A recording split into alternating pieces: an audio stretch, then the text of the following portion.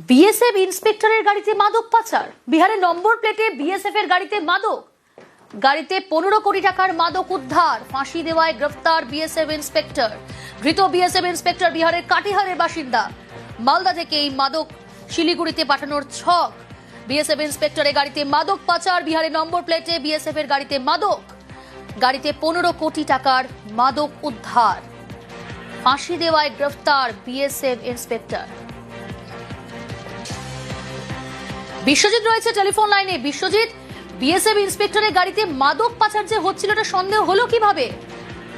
দেখো, পুলিশের গোপন সোর্স ছিল এবং সেই গোপন সোর্সে কিন্তু মুরালিগড় চেকপোস্টে এই 4 চাকার বিহার নম্বরের গাড়ি আটক করা হয় এবং তারপরেই কিন্তু বিএসএফ এর নাম্বার প্লেট দেখে যে যাকে চালককে আটক করা হয় তিনি কিন্তু প্রথম অবস্থায় তার আই কার্ড দেখান। সেই আই কার্ড মারফত বোঝা যায় যে তিনি বিএসএফ এর ইন্সপেক্টর এবং তিনি বর্তমানে ছত্তিশগড়ে পোস্টেড রয়েছেন।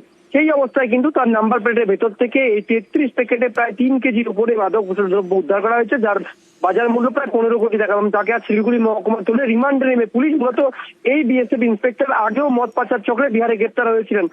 তিনি মাদক পাচার চক্রের সঙ্গে যুক্ত। অতএব গোটা ঘটনায় তার কি কোনো বড় র্যাকেট ঘটনা রয়েছে কিনা, বা তিনি কতদিন ধরে এই কাজের সঙ্গে যুক্ত এবং কাকে তিনি ডেলিভারি করছিলেন, পুরো বিষয়টি তদন্ত করার জন্য তাকে আজ রিমান্ডে নেবে বলে পুলিশ সূত্রে জানতে পারছি।